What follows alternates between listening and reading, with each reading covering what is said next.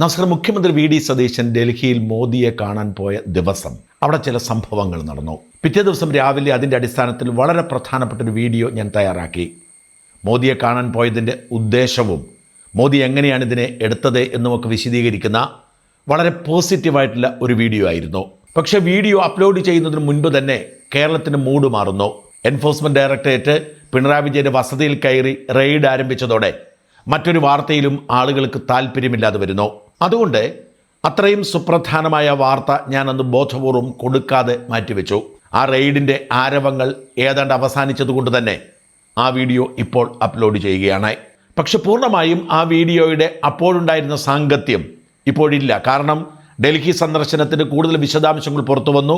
VD. Satheesan തന്നെ ഇവിടെ വന്ന് അതേക്കുറിച്ച് പറഞ്ഞു. പ്രത്യേകിച്ച് സമുദ്ര സമ്പദ് വ്യവസ്ഥയെക്കുറിച്ചുള്ള അദ്ദേഹത്തിൻ്റെ സ്വപ്നത്തെക്കുറിച്ച് പറഞ്ഞു.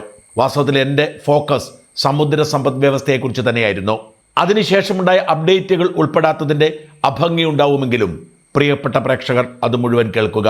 ഡൽഹിയിൽ വെച്ച് മുഖ്യമന്ത്രി പ്രധാനമന്ത്രി നരേന്ദ്രമോദിയെയും ആഭ്യന്തരമന്ത്രി അമിത്ഷായെയും കേന്ദ്ര ധനമന്ത്രി നിർമ്മല സീതാരാമനെയും കണ്ട് കേരളത്തിൻ്റെ ആവശ്യങ്ങൾ പറഞ്ഞു. വ്യക്തമായൊരു പദ്ധതിയോ പ്ലാനോ ഒന്നുമില്ലാതെയാണ് മോദിയെ കാണാൻ വേണ്ടി സതീശൻ പോയത്.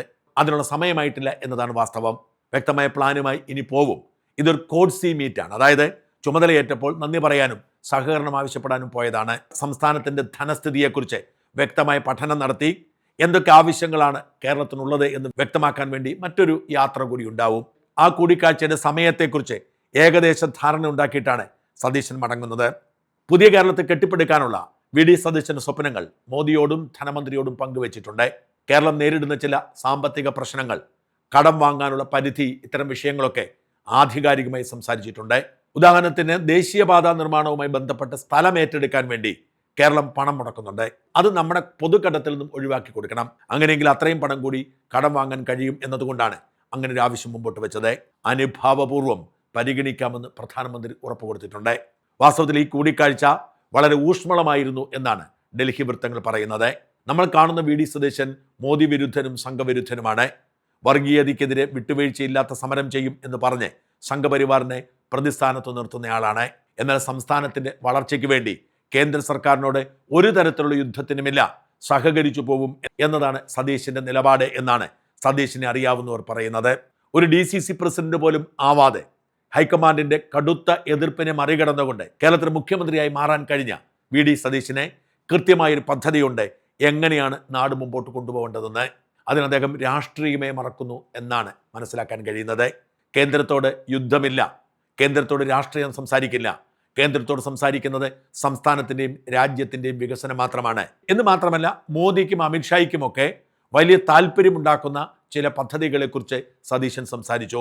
കാര്യങ്ങളെക്കുറിച്ച് യാതൊരു ധാരണയുമില്ലാത്ത പിണറായി അല്ല വി.ഡി. സതീശൻ എന്ന് മോദിക്ക് ബോധ്യപ്പെട്ടു. മോദിക്ക് രണ്ട് കാര്യങ്ങളാണ് പ്രധാനപ്പെട്ടത്. ഒന്ന് ദേശസുരക്ഷ, രണ്ട് രാജ്യത്തിൻ്റെ സാമ്പത്തിക വളർച്ച. ഈ രണ്ട് കാര്യങ്ങളിൽ ഊന്നിയായിരുന്നു വി.ഡി. സതീശൻ സംഭാഷണമെന്നും അത് വലിയ തോതിൽ മോദിക്ക് പ്രീതി ഉണ്ടാക്കി എന്നുമാണ് ഡൽഹിയിൽ നിന്നുള്ള റിപ്പോർട്ടുകൾ. രാജ്യസുരക്ഷയിൽ ഇപ്പോൾ ഏറ്റവും പ്രധാനപ്പെട്ടത് സമുദ്ര സുരക്ഷയാണ്. ഈ സമുദ്ര സുരക്ഷയിൽ ഏറ്റവും നിർണായകമായ സംസ്ഥാനങ്ങളിലൊന്ന് കേരളമാണ്. കേരളത്തിൽ 590 കിലോമീറ്റർ തീരദേശമുണ്ട്. കാസർഗോഡ് മുതൽ തിരുവനന്തപുരം വരെ തീരദേശം നീണ്ടു കിടക്കുന്നു. ഈ തീരദേശ സുരക്ഷ കേന്ദ്രം കൈകാര്യം ചെയ്യുന്ന അതിനിർണായകമായ വിഷയമാണ്. കേന്ദ്ര സർക്കാർ ഏറ്റവും കൂടുതൽ പ്രാധാന്യം കൊടുക്കുന്നത് അതിർത്തി സുരക്ഷയ്ക്കാണ്. പശ്ചിമ ബംഗാളിലും വടക്ക് കിഴക്കൻ സംസ്ഥാനങ്ങളിലും ഏറെ കഷ്ടപ്പെട്ട് BJP ഭരണം പിടിച്ചതുപോലും രാജ്യസുരക്ഷയെ കണക്കിലെടുത്താണ്. രാജ്യവിരുദ്ധരുടെ കൈകളിലാണ് താൽക്കാലിക വോട്ട് ബാങ്ക് രാഷ്ട്രീയത്തിന് പേരിൽ മമതയെ പോലുള്ളവർ എത്തിയിരിക്കുന്നത് എന്ന് തിരിച്ചറിഞ്ഞ് എന്ത് വില കൊടുത്തും അവർ ഭരണം പിടിച്ചെടുത്തു.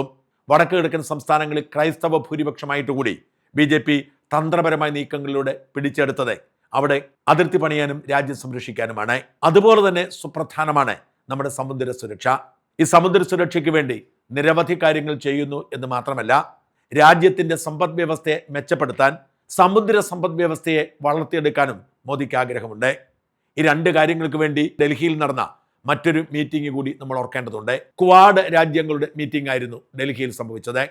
ക്വാഡ് രാജ്യങ്ങൾ എന്നാൽ അമേരിക്കയും ഓസ്ട്രേലിയയും ഇന്ത്യയും ജപ്പാനുമാണ്. ഈ 4 രാജ്യങ്ങളും വിദേശകാര്യമന്ത്രിമാർ ഡൽഹിയിൽ യോഗം ചേർന്നു. അവർ ഒരു സംയുക്ത പ്രഖ്യാപനം നടത്തി. ഈ സംയുക്ത പ്രഖ്യാപനത്തിൽ സമുദ്ര സുരക്ഷയും സമുദ്ര സമ്പദ് വ്യവസ്ഥയുമാണ് കൂടുതൽ ഫോക്കസ് ചെയ്യുന്നത്. ഇന്ത്യൻ മഹാസമുദ്രവും പസഫിക് സമുദ്രവും ചേരുന്ന ഇൻഡോ പസഫിക് റീജിയനിൽ ചൈനയുടെ സ്വാധീനം വർദ്ധിക്കുന്നത് തിരിച്ചറിഞ്ഞാണ് ഈ മേഖലയെ കേന്ദ്രീകരിച്ച് പ്രവർത്തിക്കാൻ ഈ ക്വാഡ് രാജ്യങ്ങൾ ഒരുമിച്ച് പ്രവർത്തിച്ചത്. കിഴക്കൻ ചൈന കടലിലും ദക്ഷിണ ചൈന കടലിൽ നിന്നും ചൈന നടത്തിയ ചില ആക്രമണങ്ങൾ ഈ ഭാഗത്തിന്റെ സുരക്ഷയെ ബാധിച്ചിരുന്നു. അതിനെ അപലപിക്കുകയും അതിന് ബദൽ വഴികൾ കണ്ടെത്താനുള്ള ചർച്ചകൾ നടത്തുകയും ചെയ്യുക തന്നെയായിരുന്നു പ്രധാനപ്പെട്ടത്. അതിനോടൊപ്പം തന്നെ ചേർത്ത് വായിക്കേണ്ടതാണ് ഈ മേഖലയെ കേന്ദ്രീകരിച്ച് സമുദ്ര സാമ്പത്തിക വ്യവസ്ഥ കെട്ടിപ്പടുക്കാനുള്ള നീക്കം. ഇതിന്റെ പേരിൽ ഈ 4 രാജ്യങ്ങളും സംയുക്ത കരാറിൽ ഒപ്പുവെച്ചു. ഫിജിയിൽ ഒരു സംയുക്ത തുറമുഖത്തിനും പദ്ധതിയിടുന്നു. ഈ പശ്ചാത്തലത്തിൽ വേണം മോദിയുടെയും സതീശിന്റെയും കൂടിക്കാഴ്ചയെ കാണാൻ. സാമാന്യം ഭേദപ്പെട്ട 2 അന്താരാഷ്ട്ര തുറമുഖങ്ങളും 4 ഇടത്തരം തുറമുഖങ്ങളും 12 ചെറുകിട തുറമുഖങ്ങളുമുള്ള സംസ്ഥാനമാണ് കേരളം. വിഴിഞ്ഞവും കൊച്ചിയും അനന്തമായ സാധ്യതകളുള്ള തുറമുഖങ്ങളാണെന്ന് കേന്ദ്ര സർക്കാരിന് അറിയാം. അതിനുള്ള എല്ലാ പിന്തുണയും അവർ കൊടുക്കുന്നുണ്ട്. അദാനിക്ക് ഏറ്റവും അധികം പ്രതീക്ഷയുള്ള തുറമുഖം വിഴിഞ്ഞമാണ്. വിഴിഞ്ഞത്തിന്റെ മോഡലിൽ കേരളത്തിൽ അങ്ങോളം ഇങ്ങോളം തുറമുഖങ്ങൾ പണിയാൻ. എന്നാൽ കോൺഗ്രസ് പാർട്ടിക്ക് അദാനിയെ കണ്ടുകൂടാ. ഗാന്ധി കുടുംബവും AICCയും ഒക്കെ അദാനിക്കെതിരെ നിരന്തരം ആഞ്ഞടിക്കും. എന്നാൽ സതീശന്റെ നിലപാട് അങ്ങനെയല്ല. അദാനിയോട് സഹകരിച്ച് തന്നെ വേണം കേരളത്തിന് വളർച്ച കൊണ്ടുവരാൻ എന്ന് സതീശൻ വിശ്വസിക്കുന്നു. കേരളത്തിന് സാമ്പത്തിക പ്രശ്നങ്ങൾ ഏറെയാണ്. ആ സാമ്പത്തിക പ്രശ്നങ്ങൾ പരിഹരിക്കാൻ വഴികൾ കുറവാണ്. അതുകൊണ്ട് ബദൽ വഴി എന്ന നിലയിൽ സതീശൻ കണ്ടെത്തിയിരിക്കുന്നത് സമുദ്ര സമ്പദ് വ്യവസ്ഥയെ ശക്തിപ്പെടുത്തുകയാണ്. അതിനുവേണ്ടി വിഴിഞ്ഞം മോഡലിൽ മറ്റൊരു വൻകിട തുറമുഖം പൊന്നാനിയിൽ പണിയാനുള്ള ധാരണ അദാനിയുമായി നേരത്തെ തന്നെ എത്തിയിരുന്നു. അതുകൊണ്ടാണ് അദാനിയുടെ പൂർണ്ണ പിന്തുണ VD സതീശനുണ്ടായത്. രാഹുൽ ഗാന്ധിയുടെ വിശ്വസ്തൻ എന്ന നിലയിൽ KC വേണുഗോപാലും അദാനി വിരുദ്ധനാണ്. അതുകൊണ്ട് തന്നെ അദാനിയുടെ അതിശക്തമായ ഇടപെടൽ VD സതീശന് പിന്നിലുണ്ടായിരുന്നു എന്നാണ് ഡൽഹി വൃത്തങ്ങൾ വിശ്വസിക്കുന്നത്. എന്തായാലും വിഴിഞ്ഞം മോഡലിൽ അദാനിക്ക് ഏറെ വൈകാതെ പൊന്നാനിയിൽ ഒരു പുതിയ തുറമുഖത്തിന് അനുമതി കൊടുത്തേക്കും എന്ന് വാർത്തകൾ പുറത്തു വരുന്നു. അവിടെ മാത്രം അത് നിർത്തുകയില്ല. കണ്ണൂരിലെ അഴീക്കലിലേക്കും പുതിയ തുറമുഖം നിർമ്മാണം നീളും. ഇടത്തരം തുറമുഖങ്ങളായ കൊല്ലവും നീണ്ടകരയും ആലപ്പുഴയും ബേപ്പൂരും ശക്തിപ്പെടുത്താനുള്ള നീക്കം VD സതീശൻ അദാനിയുടെ സഹായത്തോടെ ചെയ്യും. കേരളത്തിൽ ഇതുകൂടാതെ 12 ചെറുകിട തുറമുഖങ്ങൾ കൂടിയുണ്ട്. വലിയതുറ, കായംകുളം, കൊടുങ്ങല്ലൂർ, കോഴിക്കോട്, വടകര, തലശ്ശേരി, കണ്ണൂർ, നീലേശ്വരം, കാസർഗോഡ്, മഞ്ചേശ്വരം എന്നിവയാണിത്. ഇവയിലെല്ലാം വലിയ മാറ്റങ്ങൾ വരുത്താനും സമുദ്ര സമ്പദ് വ്യവസ്ഥയെ കെട്ടിപ്പടുക്കാനുമുള്ള നീക്കം ആരംഭിച്ചിരിക്കുന്നു. ഇത് വ്യക്തമായി മോദിയുടെ മുമ്പിൽ അവതരിപ്പിച്ചതോടെ മോദി ആവേശഭരിതനായി എന്നാണ് റിപ്പോർട്ട്. രാജ്യസുരക്ഷയ്ക്കും രാജ്യത്തിന്റെ വളർച്ചയ്ക്കും ഏറെ പ്രാധാന്യം കൊടുക്കുന്ന മോദി സതീശന്റെ വിഷനിൽ ആകൃഷ്ടനായെന്നും അതുകൊണ്ട് പൂർണ്ണ പിന്തുണ പ്രഖ്യാപിച്ചിരിക്കുന്നു എന്നുമാണ് റിപ്പോർട്ടുകൾ. അതേ ചുരുക്കി പറഞ്ഞാൽ സതീശനെ മോദി അങ്ങെടുത്തു. സതീശനും മോദിയും ഒരുമിച്ചായിരിക്കും പുതിയ കേരളം സൃഷ്ടിച്ചെടുക്കാൻ വേണ്ടി പ്രവർത്തിക്കുക. കടുത്ത രാഷ്ട്രീയ എതിർപ്പിനെ നേരിട്ട് മാത്രമേ ഇത് ചെയ്യാൻ കഴിയൂ എന്ന് VD സതീശൻ അറിയാം. പക്ഷെ സതീശൻ അത് ഗൗനിക്കില്ല. കാരണം താൻ മുഖ്യമന്ത്രി കസേരയിലേക്ക് എത്തിയത് രാഷ്ട്രീയ പിന്തുണയോടെ അല്ല. താൻ മുഖ്യമന്ത്രി കസേരയിലേക്ക് എത്തിയത് കൃത്യമായ വിഷൻ മുമ്പിൽ വെച്ചാണ്. അങ്ങനെ എത്തപ്പെട്ട തനിക്ക് പിന്മാറാൻ കഴിയില്ല. പരമ്പരാഗത രാഷ്ട്രീയ ശത്രുതയും വെച്ചുകൊണ്ടിരുന്നാൽ ഒന്നും നടക്കില്ല. 1 രൂപ കയ്യിലെടുക്കാൻ ഇല്ലാത്ത കേരളത്തെ ഉണർത്തണമെങ്കിൽ ബദൽ സാമ്പത്തിക വഴി തേടണം. അതിന് കേന്ദ്രത്തിന് പിന്തുണ വേണം.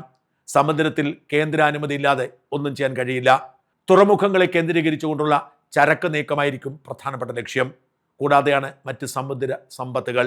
റോഡ് വഴിയുള്ള ചരക്ക് നീക്കം പകുതിയിലധികമായി കുറച്ച് തുറമുഖത്തെ കേന്ദ്രീകരിച്ച് ചരക്ക് നീക്കം നടത്താനാണ് പദ്ധതിയിടുന്നത്.